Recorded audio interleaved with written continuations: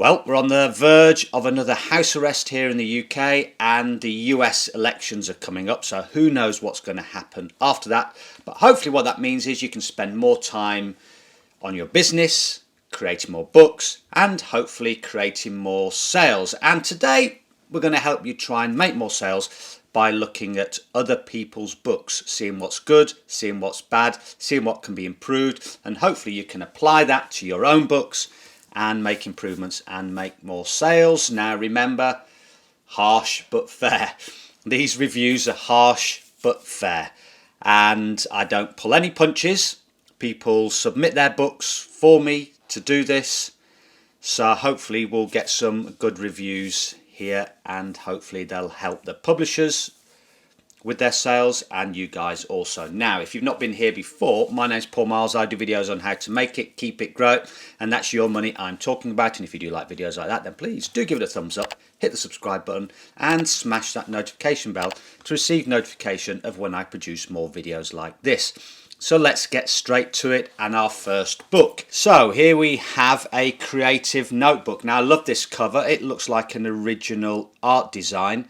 And I had a look at the author's other books, and there's quite original covers in there. So I like this. I like the design. I like the colours. Now there's a couple of issues here with the title. The title is Creative Notebook. That's quite a vague sort of title. I had a look on Amazon. There's 10,000 search results for Creative Notebook. So first of all, for that particular title keyword, the competition is too high. It's going to be very hard to rank for that. Now, my idea of a creative notebook would be a lined notebook. And in fact, if we do look at the search results here, I think we'll find that a lot are lined notebooks. We've got primary composition notebooks here. We've got a gratitude journal, but I think the majority would be a lined book. We've got a planner here. Incidentally, this book here, Steal Like an Artist Journal, Notebook for Creative Kleptomaniacs by Austin Kleon, is superb, and I recommend anyone out there, particularly if you're in the creative market like publishing books, then get this book. It's fantastic. So first of all, I'm not sure you're targeting the right market, because this is in fact a dot grid journal. It's not a lined journal. So a notebook for drawing, creative writing and notes. Creative writing, I don't think people would be using a dot grid journal for creative writing, to be honest. I think they'd be using a line journal. So this might be more of an appropriate title and subtitle for a lined journal. Now there is a big issue here in the subtitle. I'm not sure if you can spot it, but it's this here. You've used the term bullet journal, and unfortunately that term is trademarked. And if we have a look, we can see here bulletjournal.com. I think it's Carol Ryder, and I know they will pursue people that use bullet journals in their titles and subtitles. So what I would do is really take this down, resubmit with a new title and subtitle, and probably I would get something like the safe words to use are dot grid journal and dotted graph paper. I know dotted graph paper isn't as competitive as dot grid journal, but the overall dot grid market is very competitive, so you need to try and get your niche within that if you can. Do some keyword research. Let's have a look, see if anything jumps out at me. I know I'm in this market myself, and even with ads I find it really difficult to break into the dot grid notebook market. So you can see here you've got keywords here: dot grid notebook, journal, dot grid paper. I said there was dotted graph paper is another one which has less competition, and even that it's still difficult to break into this. If we have a look at dot grid notebook, 1,000 search results, not too bad, but for some reason, I don't know, maybe I'm just unlucky, but I find it really difficult to break into this.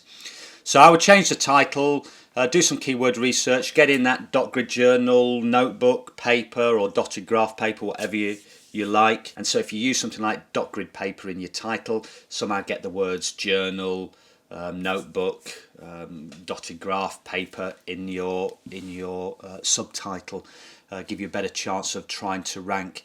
Something like this, it may be worthwhile running ads in the long run if you're not getting anywhere with sales. And also, obviously, with if you're going to change the name, the title, I'd change this on the front here, Creative Notebook, to maybe something like, whatever you call it, dot grid journal. Price $5.99. If you're going to run ads, that won't give you much profit margin to work with. So if you're going to do something like that, you'd need to increase the price to $6.99. Description looks okay, just straight to the point, bullet points, which I like.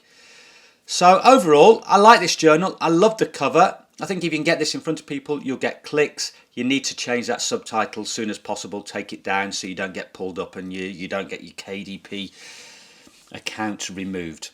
Okay, should we go on to the next book? So we've got this sketchbook for girls ages 8 to 12. So they've got the unicorn theme, so they're aiming for the girls market. 8 to 12, this looks a bit young for the 8 to 12 market, I think, particularly sort of the 12-year-olds. I'm not sure if they'd be into this sort of picture cover. Now, you've called this a sketchbook, but if we look inside, it's not really what we'd call a sketchbook. A sketchbook is usually just blank pages with a border around, because KDP doesn't like you submitting books with just blank pages. So this is more of a story journal where kids write a story at the bottom and draw a picture at the top. So calling it a sketchbook is probably a little bit misleading, so that might put people off. If they find you with the sketchbook keywords and look at that, it won't be what they want, so you may not get those conversions to a sale. Now, you have put in writing story composition in the subtitle, which is fine, but I'd probably change the title to something like Unicorn Story Journal, something like that. You could keep writing story composition in the subtitle. You need to look at your capitalization in the subtitle. All these words need to be capitalized except for the smaller words like and for and to. Now, I'm not sure you've got this here, half-line paper with Araya to draw. I don't know what Araya is. Is that a character? Is that a unicorn? I don't know why you've got in that in there. That baffles me a bit. Price looks okay. Again, description I like. Bullet points. Oh God, there's quite a few bullet points here. What's all this in the description? Homeschool, kindergarten workbook. I mean, you're targeting this at 8 to 12s, yet you put in the description kindergarten workbook. Get rid of all this. Get rid of this. Keep this up here. This upper half. That looks good. This looks like you're just cramming in random words for no good reason, other than someone might find it on Google. But if they do, if they're looking for a kindergarten workbook and find this sketchbook for girls aged 8 to 12, you're not going to make the sales. You're just going to get maybe the impressions. People aren't going to then click on it. Google will then push it down the rankings. Looking at the cover, I hate it. I don't like this black border. What on earth's going on there? Yeah, I'd get rid of that black border for a start, and you could perhaps leave this middle bit in there, but I'm just not fond of it. I don't like it. I'm not keen on the fonts you've used. The graphics okay. I'd probably make that. Yeah, I'm not sure. Yeah, I just don't like it. I'd redo the cover. What's the back cover like? All children are born artists, Pablo Picasso. Yeah, that looks fine, but people aren't going to be buying it on the basis of a back cover. So change your title, change your subtitle, change your cover, and you're good to go. Let's look at the next one. ABC Colouring and Tracing Activity Book. Looking at this cover straight away, again, I don't like it. I don't like the colours you've used. I'm not a fan of this shade of purple and yellow. It always looks so tepid, and I know customers will be put off clicking on that. This cover looks very amateurish. You just got I think, is it all the same? I think different fonts. It looks like you've used a couple. Oh no, it's 3 different fonts here, different colours, different outlining. I don't like that at all. And I don't like the fact that you've just thrown this in here at the bottom. One, it's even when I've enlarged it like this, it's difficult to see what this is down here. On a phone, iPad, laptop, it's going to be impossible for people to actually see this bit down here at the bottom. So I would look at what other books are being published in this niche. Have a look at their sort of designs, get an idea. This doesn't look particularly attractive, doesn't look like it's going to attract the target market. I mean, kids aged 3 to 5 looking at this, they're not going to like this at all, so I would change that. Now, looking at the title, ABC Colouring and Tracing Activity Book. Now, we're going to have to split this into 2 parts. If we look at ABC Colouring Book, 2,000 results, so competition's quite high. And tracing activity book, I think competition will be quite high for that as well. So let's have a look. 3,000 results again. A lot of search results are quite competitive, unless you're looking at running ads, but I wouldn't run ads on this. I think you'd be wasting your money at the moment with that cover. But in this market, yeah, I mean, all the books are making great sales, and you are in competition with these books with incredibly low bestsellers ranks with lots of reviews. So it is a real competitive market. That's why you need to get your cover on point so that you can attract people. Well, you know, your book has got to stand out amongst these. Now, and this one's used a purple and colours, but this one looks nice. It's just that shade of purple. Looks horrible. Horrible. Get rid of it. Now, to break into this market, yes, you're going to probably have to run ads, you know, with those particular keywords, unless you start doing some more keyword research. I know in my Gumroad shop, I've got, I'll leave the link below to my Gumroad shop. I've got lists of keywords in these particular markets, colouring book markets and the handwriting markets. So there are some keywords in there that are less competitive. I know when a lot of people publish books, they start with the low competitive keywords and I want a few more people to see my book, and a bit of greed pops in, and you start going for those more competitive keywords, hoping that, you know, your book's going to stand out and get those eyeballs and get those sales. But it rarely works like that, because you are trying to enter into a very competitive market. So I say go for the low-hanging fruit, if you like. Go for those less competitive keywords. So if you did have a look in the Gumroad shop, there's lists of keywords there that are less competitive in these particular markets of handwriting, cursive handwriting, colouring books, and then pick out a title for one of those less competitive keywords and try and run with that. And then once you start making sales with something like that, then maybe in the future, once you're making money, use that money, invest in sales into a more competitive market. Now, looking at the price, $6.99 is about reasonable for this market. Description looks okay. I'm a lover, as I said before, of bullet points in the description, because people can easily scan those bullet points and see if the book is what you want. I don't know if you've made any sales at the moment. You have?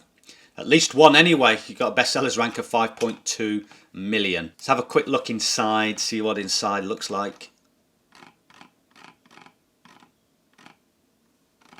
Okay, looks pretty standard, pretty basic interior. But again, to sell this book, it's going to be that cover and going for less competitive keywords.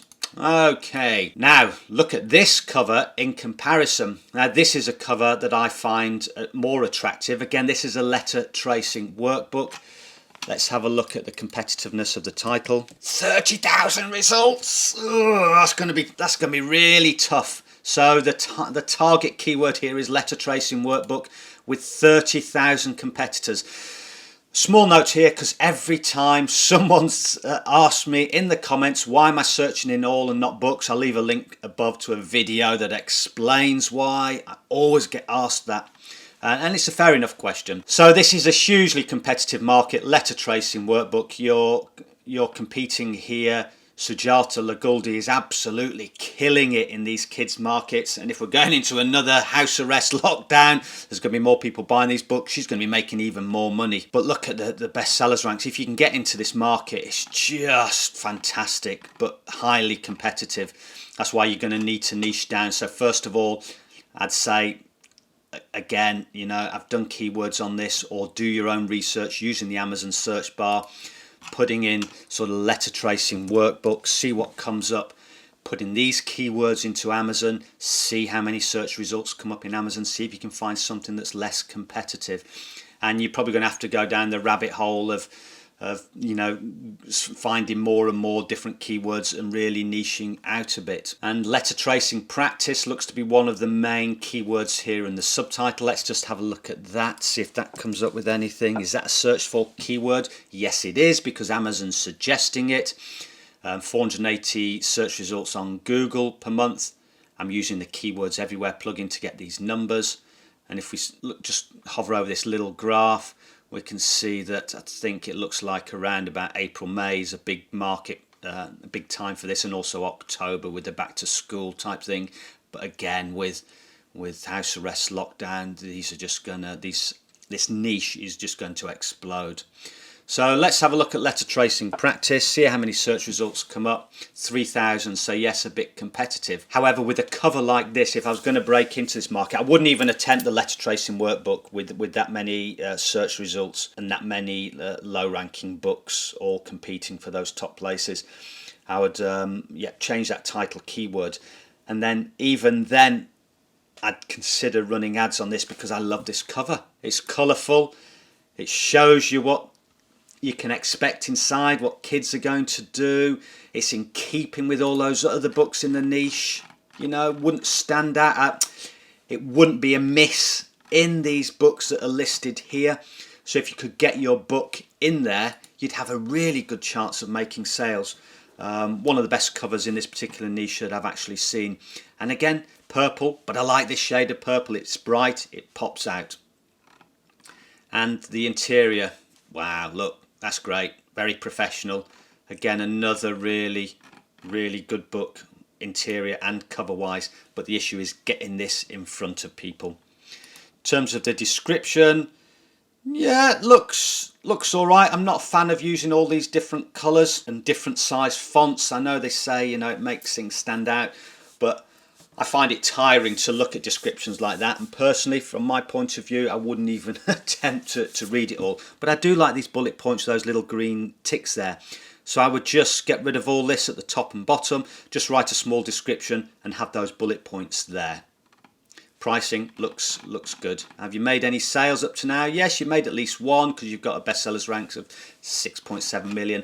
But it'd be a shame to waste a book of this quality on keywords that are too competitive. Let's just have a quick look at the other books, if there's any others by this publisher. Oh, I don't like these ones.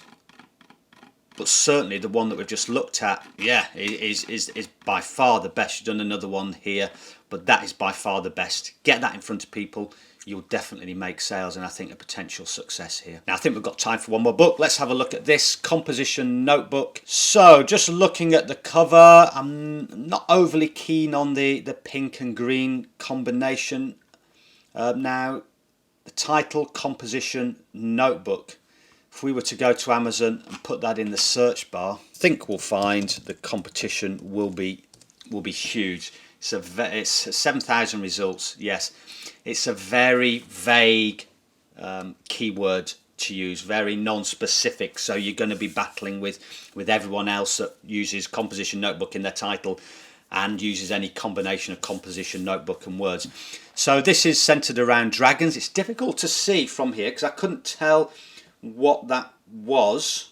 I think on a small screen it'd be even more difficult, but apparently I presume that is a dragon. Yes, really nice graphics, and it's just a plain, as you say, composition notebook.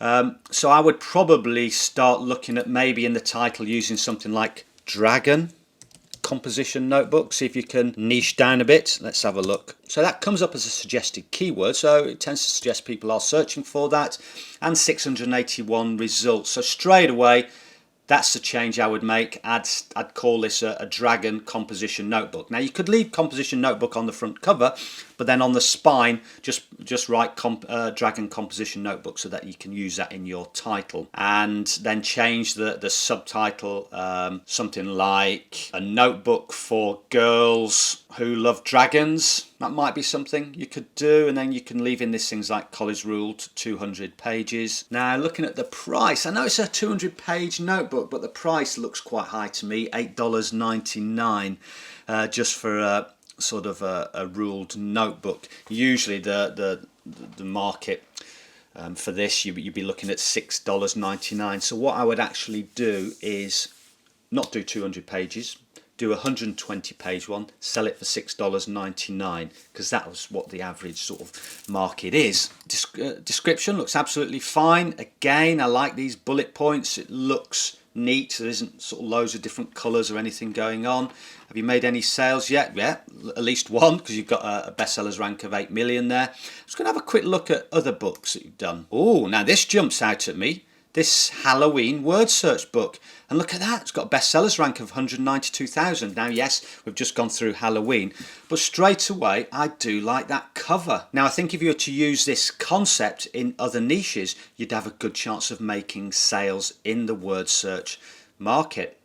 Again, you know, you've made good sales here, and you've only got a very simple title there, so I'd get maybe a couple more keywords within the subtitle just to expand your reach. But I do like that cover, I really like it, and I think, yeah, if you use that concept, change the graphics for different niches, you've got a good chance of building a business here. So I just went through the other books here to see if anything jumped out at me. Now it's quite interesting. Oh, I like this monthly planner. That one jumps out at me, this flowers one here. I think if I was going to promote any of these books, it would be this one here. For some reason that just jumps out of all these designs.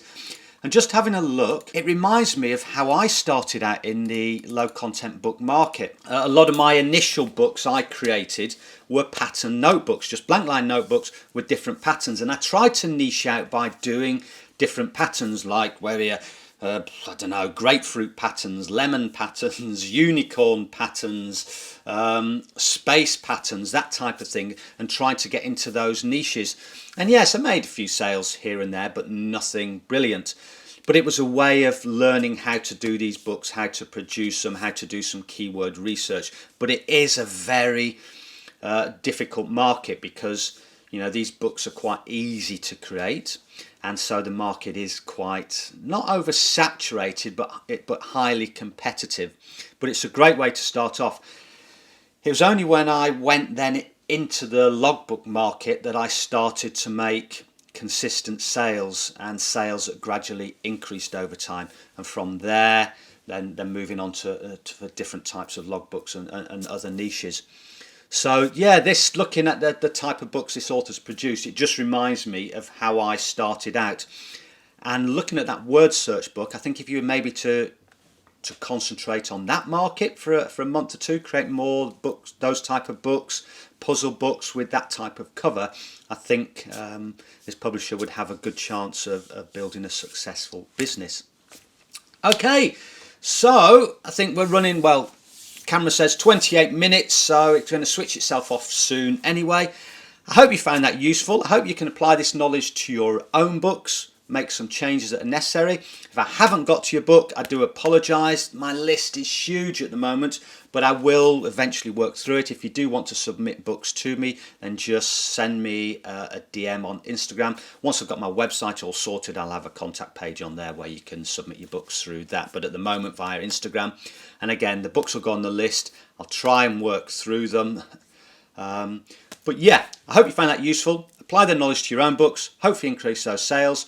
We're in the middle of Q4, or the first third of Q4, so sales will increase, so start cranking out those books. If you did like the video, give it a thumbs up. If not, please do give it a thumbs down. But make sure you do hit the subscribe button, smash that notification bell, and until next time, goodbye.